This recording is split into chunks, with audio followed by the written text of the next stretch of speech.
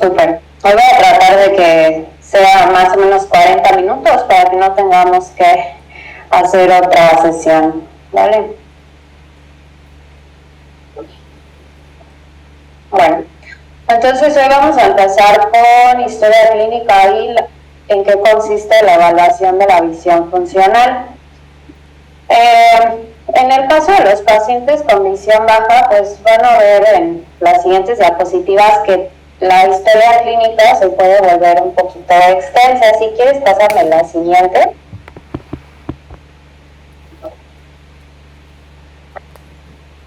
Porque hay muchas cosas que tenemos que interrogar. Obviamente, como toda historia clínica, pues primero los datos generales del paciente, su nombre, edad, escolaridad, estado civil, ocupación. Aquí es muy importante conocer a qué se dedica el paciente, la escolaridad, incluso preguntarle a los pacientes si la escolaridad que tienen, la visión los ha obligado a abandonar los estudios, por ejemplo en el caso de niños o en el caso de adolescentes. El estado civil, bueno, eso nos puede orientar un poco a saber pues con quién vive la persona, cómo está su red de apoyo. Y en niños, pues siempre recuerden que debemos conocer los antecedentes perinatales que nos pudieran pues llevar a conocer si la visión baja pues tiene una etiología en alguna enfermedad perinatal, en ROS o algo congénito. El desarrollo psicomotor es sumamente importante porque recuerden que la visión pues va a ir desarrollándose a la par que pues los otros sistemas del bebé, y obviamente si tenemos una alteración en el sistema visual podemos también tener un retraso en el desarrollo psicomotor. Muy importante saber si estos bebés que vamos a revisar pues han sido referidos a alguna estimulación temprana o multisensorial, y si no los han referido, pues obviamente también considerar si están en edad y si es necesario. También en los niños es muy importante conocer la escolaridad y qué tipo de educación reciben. Hay algunos niños que, como les había comentado en las clases anteriores, por ejemplo, tienen visión baja y acuden a escuelas de niños ciegos, o a lo mejor son aptos para una educación normal, pero pues están en un sistema tipo USAER.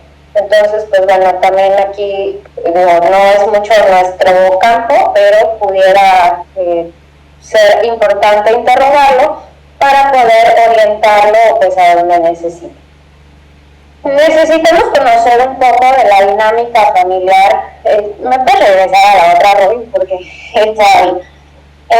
Necesitamos conocer un poco de la dinámica familiar del paciente, porque pues obviamente son pacientes que van a necesitar apoyo, y también, como les decía en la clase pasada, podemos tener enfermedades que sean genéticas y que más de un miembro de la familia pues esté afectado. Entonces obviamente eso pues es una mayor dificultad o limitante en este tipo de pacientes. Obviamente pues conocer sus antecedentes patológicos y uso de medicamentos. Aquí pues también es importante saber si algún medicamento pues pudiera ocasionar pues alteraciones visuales transitorias o alteraciones visuales permanentes.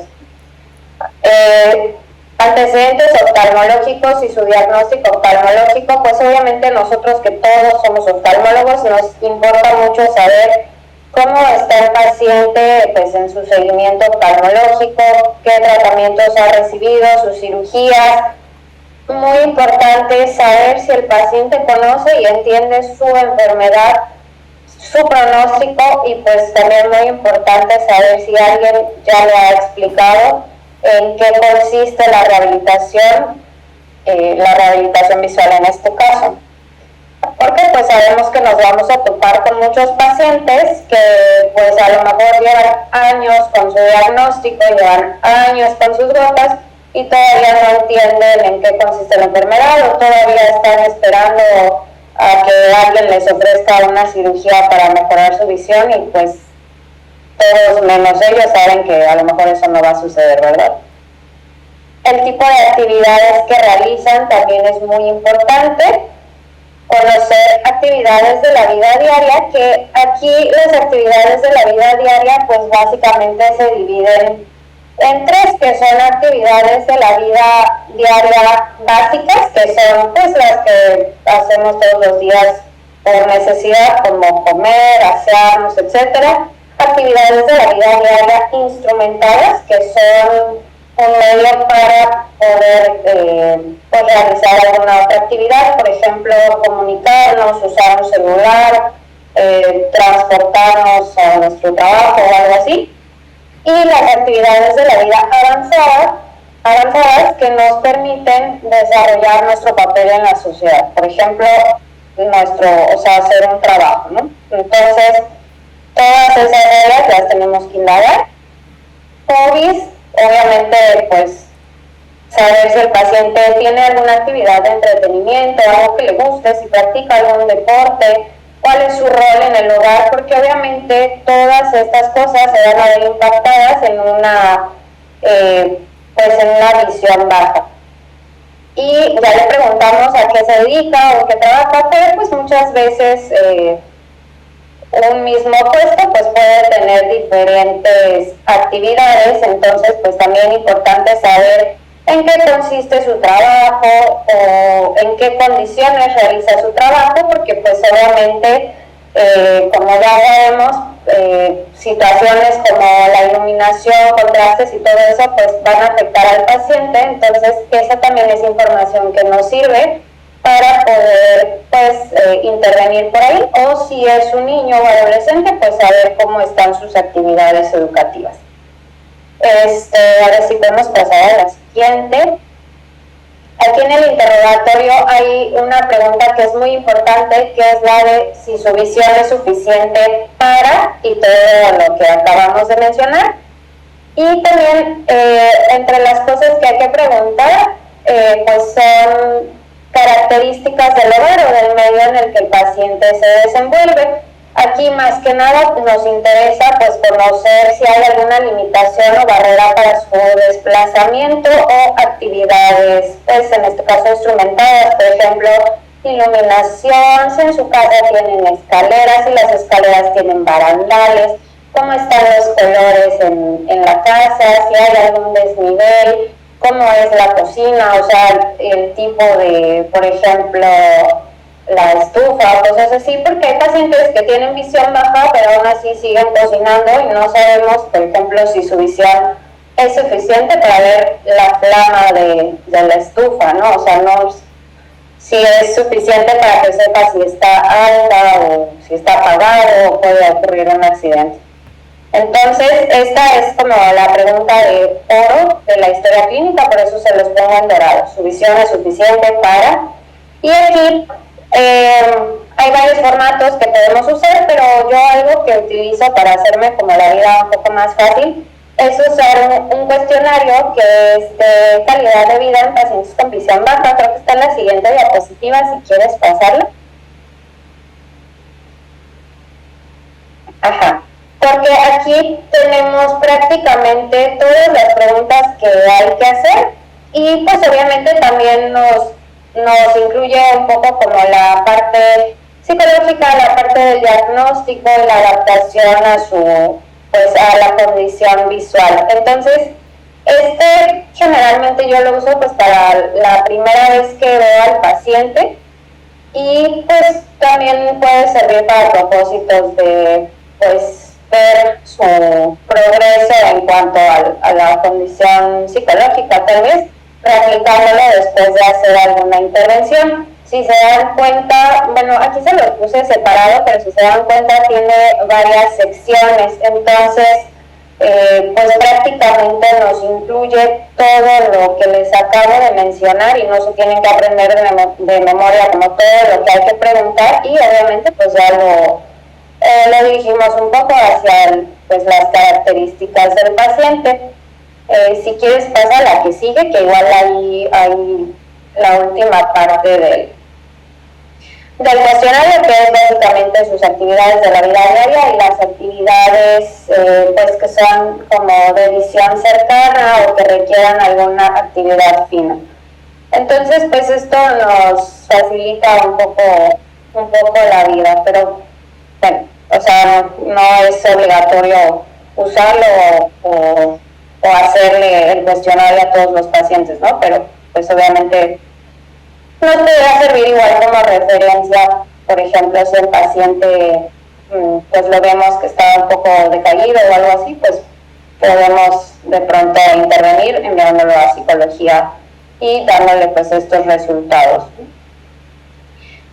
Ok, si quieres pasar a la que sigue.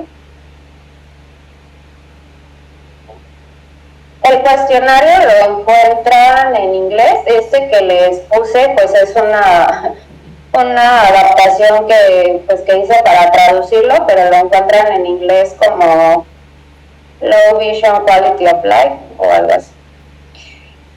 Y bueno, en cuanto a los aspectos psicológicos en el paciente con visión baja, pues como tal no es tanto nuestra competencia, pero sin duda alguna nos vamos a encontrar con todas estas palabritas que les pongo en la diapositiva, aunque el paciente como tal no nos lo, pues no sea su intención decirlo, pues obviamente nos vamos a dar cuenta que pues va a haber todas estas emociones, ¿no? Y aquí depende mucho de qué tipo de visión baja sea, si es una visión baja adquirida o si es una visión baja de tipo congénita. Porque, bueno, los pacientes con visión baja adquirida a lo mejor pues ya tienen varias habilidades que pudieron desarrollar mientras su visión pues era normal, y el hecho de tener una enfermedad que pues de forma súbita o a lo mejor de forma progresiva, pero que ellos no se esperaban, pues les causa una limitación, pues puede dar lugar a que se sientan frustrados, enojados. A veces pues ya saben, les van a decir que a lo mejor tal doctor no les explicó bien o esperaron mucho tiempo o cosas así, ¿no? Pues generalmente puede ser un duelo porque finalmente están perdiendo una función, muchas veces se van a sentir solos y muchas veces van a tener problemas en el apoyo, tanto con la falta de apoyo, a veces van a tener pues la situación de que muchas personas los quieren ayudar y ellos no quieren recibir el apoyo, ¿no? Entonces, pues es un poco complicado tal vez las primeras veces, y también hay que tener en cuenta que a lo mejor vamos a ver a un paciente con todas estas emociones la primera vez y a lo mejor las siguientes veces que lo veamos está un poco más animado y después otra vez vuelven a salir todas estas emociones porque pues como en todos los duelos no es un proceso lineal, vamos a tener seguramente altas y bajas y por eso les digo que es muy importante el apoyo psicológico.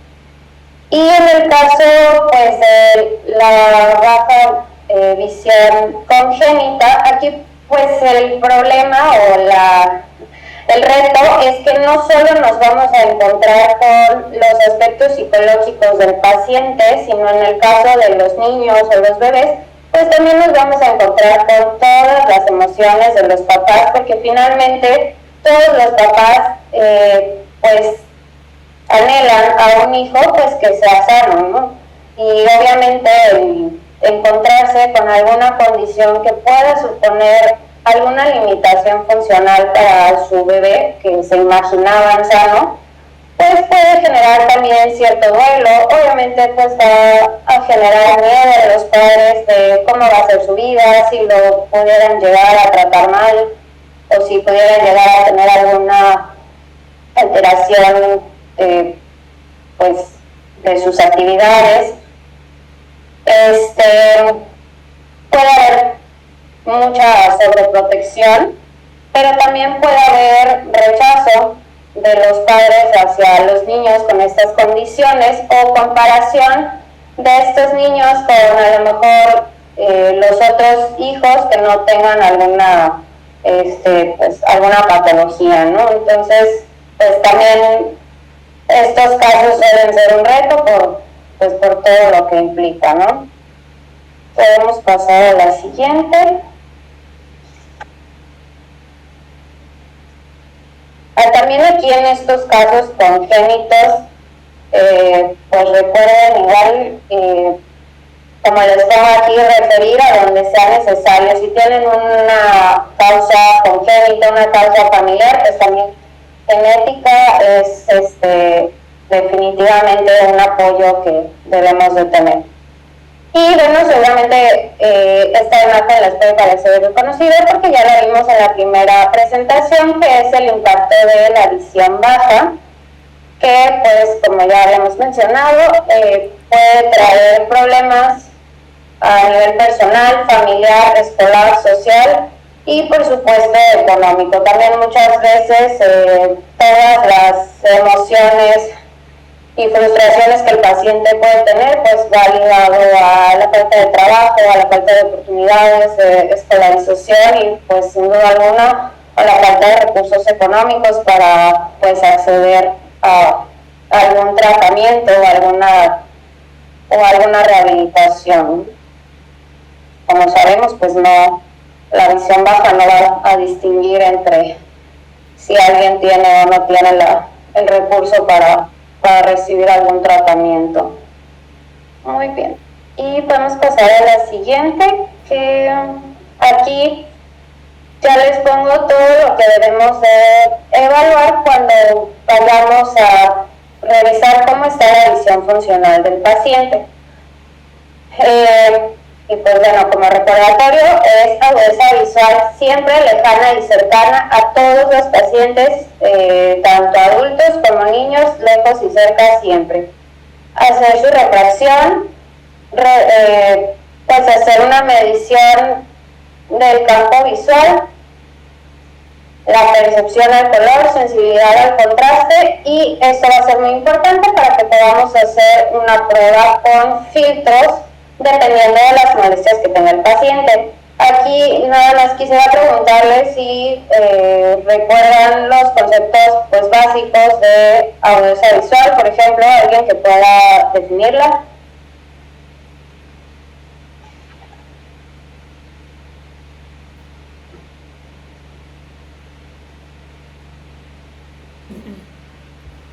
¿Nadie? Es la capacidad que tiene el sistema óptico de poder diferenciar dos objetos dependiendo del ángulo. Sí, correcto. ¿Qué ángulo? Ay, no me acuerdo del nombre. Ok, y por ejemplo, ¿alguien conoce la definición de sensibilidad al contraste?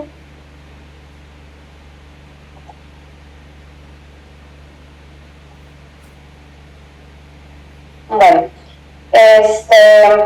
la sensibilidad al contraste tiene una definición muy similar en cuanto a qué es la capacidad de distinguir un objeto de otro, pero aquí tomando en cuenta el fondo en el que se encuentra este objeto, y permite identificar objetos en una cantidad de luz variable. Entonces esa es como nuestra diferencia con la agudeza visual. Si quieres pasamos a la siguiente. Igual en las siguientes clases voy a poner algunos conceptos de óptica, refracción y todo eso porque creo que no lo han llevado. Pero bueno, para la agudeza visual sabemos que tenemos varias cartillas. Aquí les pongo las que les comentaba la primera clase, que son estandarizadas para pacientes con visión baja, que la primera de los números, les recuerdo, se llama la cartilla de William Feinblum, y esta la podemos usar a 1, a 2 y a 3 metros. Tenemos la cartilla de Lea Symbols, que esta, si se fijan en la cartilla, les dice que se usa a 3 metros. Esta también está estandarizada para pacientes con visión baja, y pues esta también es una cartilla muy conveniente porque nos puede servir para niños o para adultos que no conozcan las letras, al igual que la de William Feinblum, que en realidad pues es mucho más común que las personas conozcan los números que las letras. Y esta cartilla de TRS, que les pongo la imagen, es una cartilla para medir la visión cercana. Y lo pues agradable de esta cartilla es que tenemos las agudezas visuales cuantificadas tanto a 40 centímetros como a 20 centímetros. Y también tenemos otra trampita que es cuántas dioptrías necesitamos para que el paciente pueda ver a cierta distancia. Entonces, como les decía, es muy importante poder cuantificar la agudeza visual de todos los pacientes para que nosotros podamos pensar algún plan de rehabilitación y también podamos calcular si vamos a usar alguna ayuda. Entonces, para las ayudas ópticas, igual vamos a tener una clase, pero, por ejemplo, si estamos pensando en usar alguna lupa para ayudar al paciente en su lectura, lo primero que tenemos que hacer pues es tomar la agudeza visual cercana de ambos ojos, o sea, monocular, y después podemos tomar la agudeza visual binocular. Esto con el objetivo de ver, uno, cuál es el ojo que tiene mejor visión, y también podemos estimar cuál fue el ojo dominante, porque pues a veces el ojo o sea, tenemos un ojo con mejor visión, pero al tomar la visión binocular, pues no alcanzamos pues ese rango, entonces pudiera ser que el ojo dominante pues no necesariamente sea el de mejor visión. Pero las ayudas ópticas siempre van en el ojo que tenga la mejor agudeza visual pues cercana en este caso, independientemente de que sea o no sea el dominante. Y para que podamos estimar cuántos, o sea, qué lupa le vamos a poner, debemos de saber que un aumento o una X es igual a 4 dioptrías. En casi todas las lupas, no todas cumplen esta regla, específicamente las chinas creo que no cumplen esta reglita, pero creo que es una dioptría de diferencia más o menos. Entonces, un X es igual a 4 dioptrías, y para que podamos calcular qué lupa le queremos poner al paciente, tenemos que determinar su agudeza visual cercana del mejor ojo, y después tenemos que calcular cuál es la agudeza visual a la que nosotros quisiéramos que ese paciente llegue. Y eso lo hacemos dividiendo el denominador de la visión real o la visión que estamos tomando entre lo que quisiéramos que tenga. O sea, por ejemplo, si ve 20-200 cercano y queremos que vea 20-50, pues 200 entre 50.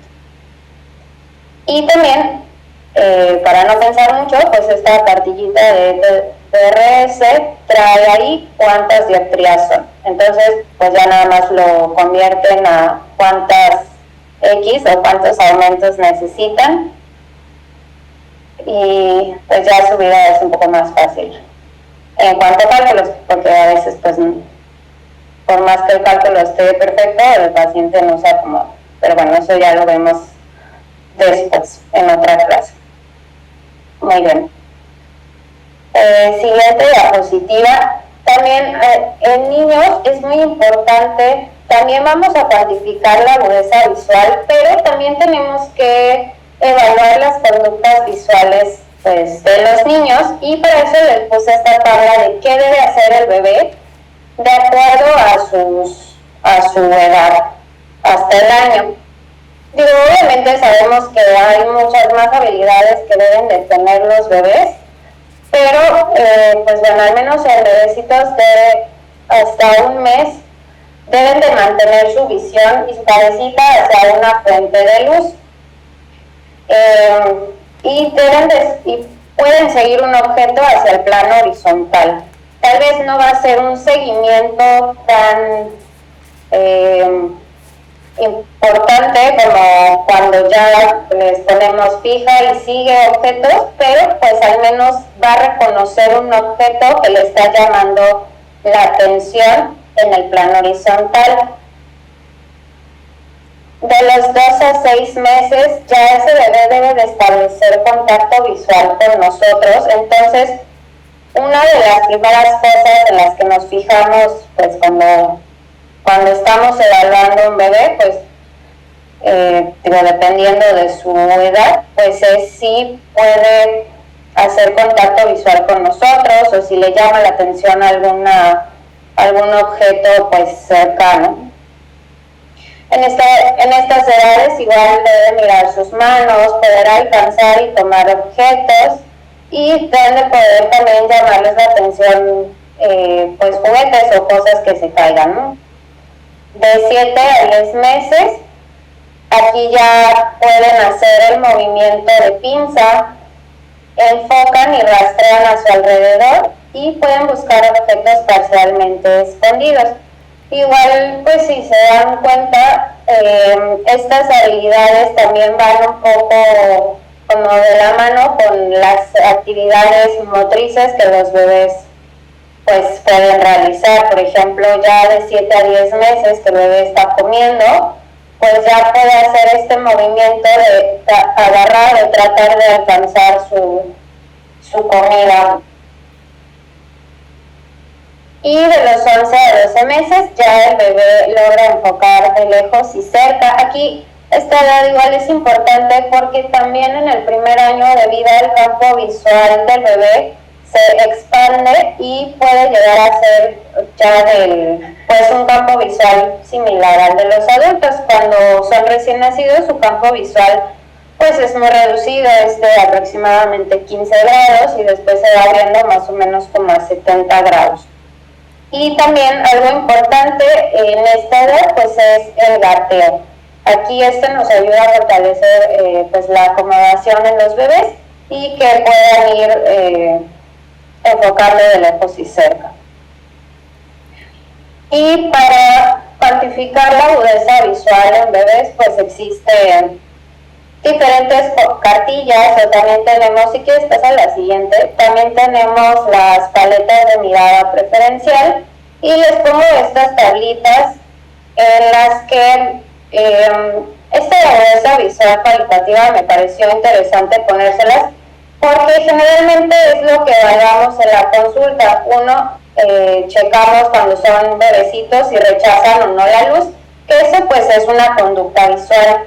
Y también cuando estamos checando si el paciente puede fijar, seguir objetos y mantener la fijación, pues estamos también viendo conductas visuales que deben de ir pues acorde a la edad pues que tenga ese bebé. Y en estas tablitas nos ponen unos equivalentes de agudeza visual de Snellen. Aquí pues eso sí no sé qué tan real puede ser, pero pues me pareció interesante para compartírselos. Y les pongo también las imágenes de las paletas de mirada preferencial, que como saben pues tenemos una paletita control que es totalmente gris, y las otras paletas que son con las rayitas blancas y negras que se van haciendo pues más delgaditas, y le vamos a presentar al bebé las dos paletas, y pues como su nombre lo dice, su mirada pues debe de preferir la paleta que tenga las rayitas. Eso es como lo esperado. Y tenemos diferentes distancias a las que se va a realizar este test, pues para que sea para que esté bien hecho. Recuerden que pues obviamente no vamos a ponernos a 6 metros como una cartilla de Snellen, ¿verdad? Y abajo vienen las distancias que debemos de usar, y también la conversión de los ciclos por centímetro, que es el numerito que viene en la paleta, y su equivalencia aproximada en Snellen.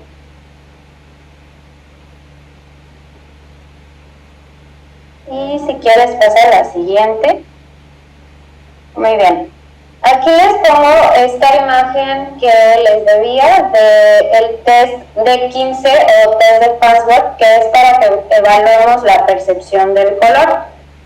Como les comentaba en la primera clase, tal vez el test de Ishihara no nos va a ser tan útil porque pues no vamos a poder valorar la percepción de todos los colores. Entonces pues esta prueba nos ayuda un poco más a determinar cómo está ese paciente percibiendo los colores.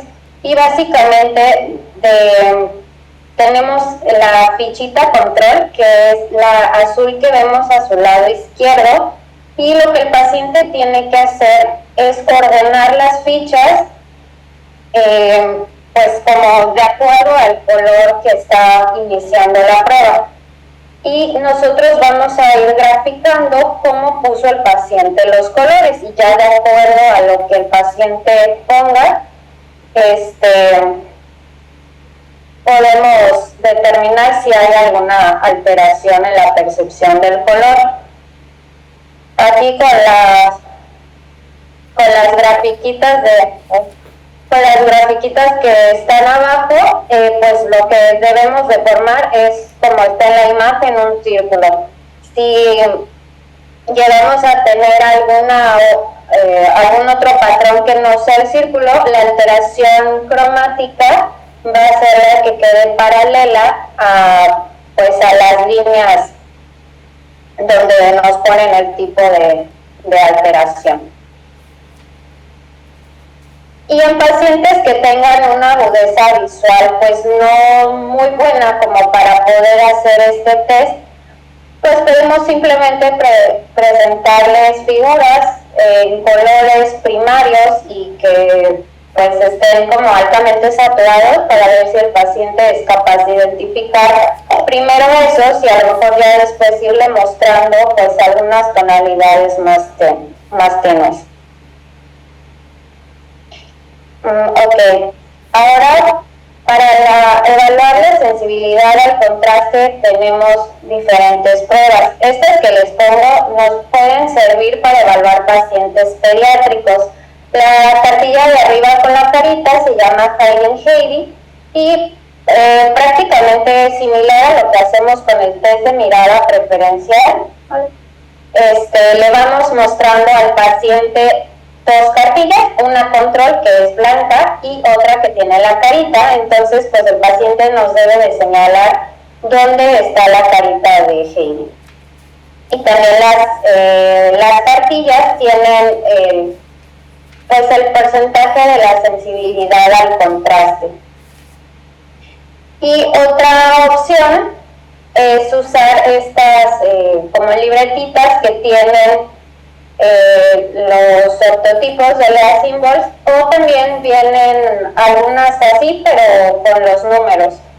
Entonces igual esto nos puede servir bastante tanto para pacientes adultos que no conozcan las letras como para niños. Y en la siguiente diapositiva les pongo el test de Marks, que ese nos sirve para cuantificar igual la sensibilidad al contraste, y aquí son tres cartillas. Una es para el ojo derecho, otra es para el ojo izquierdo y otra es para hacer el test binocular. Y básicamente el paciente tiene que ir poniendo, o sea, diciendo las letras, y nos fijamos en qué letra se quedó y hasta qué fila, y ahí ya tenemos el número. De hecho aquí tenemos como la forma de sacar el resultado, y básicamente vemos el número de errores de la letra correcta final por 0.04 y le restamos 1.36. Y ya aquí abajo nos pone qué valores son normales dependiendo del paciente, porque aquí nos pone como normal de mayores de 60 años, pues una sensibilidad al contraste un poco menor de los pacientes jóvenes. Entonces, igual para pacientes que tengan una sensibilidad al contraste, una visión baja moderada, pudiera ser una buena opción. A veces no es muy fácil utilizar este tipo de cartillas porque la agudeza visual del paciente no lo permite, pero cuando sí sea posible, pues siempre recuerden que es muy importante poder cuantificar para planear la rehabilitación. Si quieres pasa a la que sigue, que creo que es la imagen de la pantalla tangente. Sí, aquí creo que igual esta imagen se las debía de la primera clase. También hay varias formas de que podamos determinar cómo está el campo visual de nuestro paciente. Si bien le podemos pedir unos campos visuales normales, como todos conocemos, pues sabemos que hay pacientes que no tengan una buena agudeza visual para que se puedan realizar, o que el campo visual esté muy reducido. Entonces se puede usar una pantalla tangente, que básicamente es esta imagen, que es un cuadro negro de aproximadamente 1x1, y se pone el campo visual, digamos, en una circunferencia con separación de 10 grados en sentido antihorario, y hacia arriba con una separación, o sea, cada circulito separado 5 grados, y se pone un punto de fijación en el centro que sea pues lo suficientemente grande para que el paciente pueda verlo, y con esta varita, igual con el estímulo blanco para que esté en alto contraste,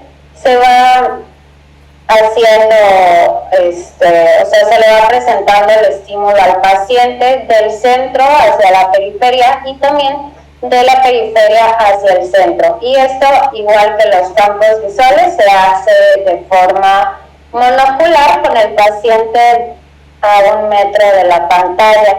Y también se pueden, al igual que los campos visuales, hacer con diferentes tamaños del estímulo, o sea, que la bolita del señalador sea más grande, e incluso se pueden hacer con luces para que pues sea más notorio para el paciente. Si quieres pasar a la que sigue. Bueno, aquí les pongo igual la rejilla de Amsler, que también es una buena forma de saber cómo está el campo, bueno, los 10 grados centrales de campo visual del paciente. Y les pongo también la microperimetría, que es pues como la tendencia para ver cómo está el campo visual, las alteraciones pues que nos ocasionen pérdida del campo central. Aquí la ventaja pues es que estamos viendo estructuralmente cómo está la mácula, se le están presentando estímulos, y en cada zona en la que se presenta el estímulo, pues el equipo nos da como si hay alguna alteración, y también nos marca cómo está, cuál es la zona de mejor fijación. Y esto pues es muy importante en pacientes con visión baja, porque pues recuerden que pueden tener fijaciones extrafoveales, que a veces es difícil pues que el paciente identifique cuál es la zona. Entonces esta es como pues la tecnología en vez de la capilla del reloj que les había comentado en la clase pasada. O sea, aquí sí ya podemos saber cuál es la zona en la que el paciente puede fijar y mantener mejor, aunque no sea pues en la fobia. Nosotros pues no tenemos acceso a ello, entonces pues cartilla del reloj es una buena opción. Y pasa la que sigue, creo que esta ya es la última. Sí. Muy bien, entonces ya la siguiente clase pues veríamos algunos conceptos de óptica para poder entrar en refracción, los tipos de retinoscopía y qué retinoscopía se puede hacer con estos pacientes. De estas pruebas, ¿tienen alguna pregunta, duda, comentario? ¿O algo de la historia clínica?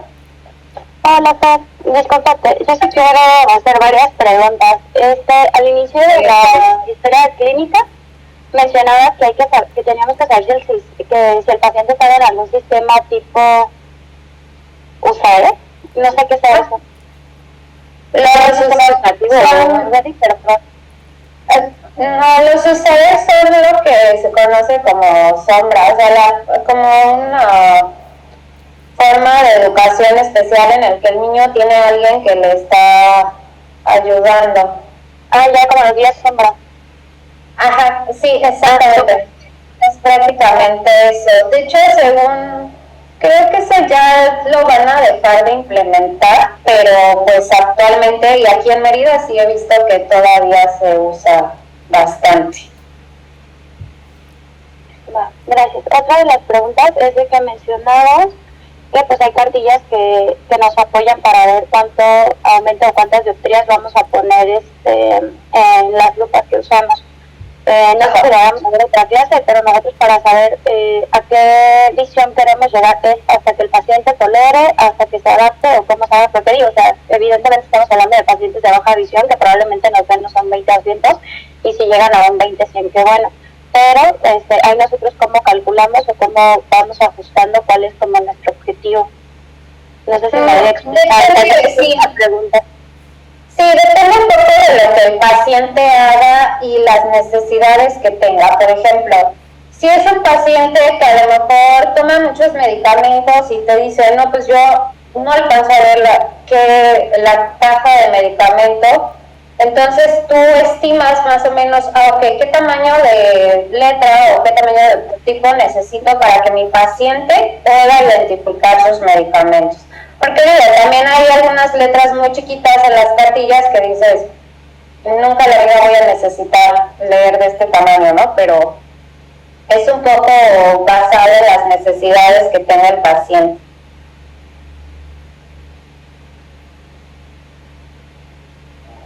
Gracias. Y para finalizar de mis dudas hasta ahorita, en la microperimetría, se supone que una de las ventajas es que nos puede ver si hay fijaciones excéntricas, que el mismo equipo nos va deteniendo y entonces en vez de fijarse como en la fovela, como que el equipo adapta en qué punto fijas y de ahí ya se va haciendo todo el campo. Pero para esto, ¿hay alguna dureza visual mínima para indicar la microperimetría o cómo se maneja? Porque ya ves que en las campimetrías sí tenemos una sugerencia, pero ya vimos que en los pacientes de baja visual, dependiendo de la patología, podemos holgarnos un poquito sabiendo que los resultados no van a ser tan confiables, pero al momento de la microperimetría, así como algún parámetro para guiarnos o algo. Pues no tanto dureza visual, lo que sí necesitamos pues es claridad de medios, porque se hace con una imagen del fondo de ojo. Bueno, no todos los equipos, pero algunos tienen el sistema de eye tracking, entonces si el paciente no puede mantener la fijación, de todas formas lo puede hacer el estudio. Entonces, pues no tanto.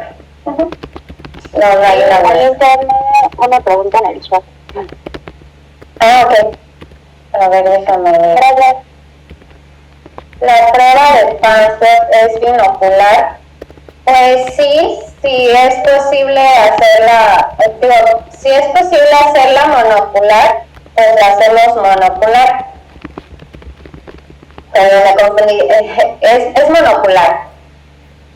Y también depende de cómo esté la capacidad visual del paciente, ¿no? O sea, recuerden que la agudeza visual como corte para definir visión baja, pues es 20-60 en el mejor ojo, pero si tenemos un ojo pues que esté en movimiento de manos o algo así, pues obviamente ahí sí no le podemos hacer como monocular en ese ojo, pero depende, o sea, si es posible, si es una visión baja moderada, pudiéramos hacerlo monocular.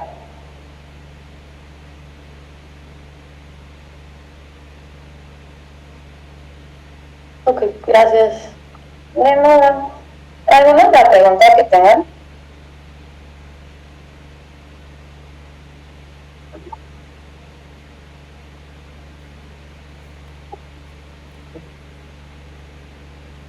Si no, pues ya le dejamos hasta aquí y nos vemos el lunes con óptica y refracción. ¿Sale? Igual si hay como algo que quisieran ver específico de óptica, pues que me manden mensaje para que yo igual lo pueda tener en cuenta. Porque sobre todo creo que los R1 no han llevado nadita, ¿verdad? No, Me la doctora. cargaba, soy yo. No, doctora, no. Estamos en ceros los R1, doctora. Bueno, pues entonces me avisan si tienen como alguna cosa que quieran saber de óptica en general, porque obviamente para que lo podamos aterrizar a visión baja, pues sí tenemos que saber igual como las generalidades normales. Muy bien, nos vemos entonces el lunes. Gracias, doctora. Gracias, Fer. Gracias.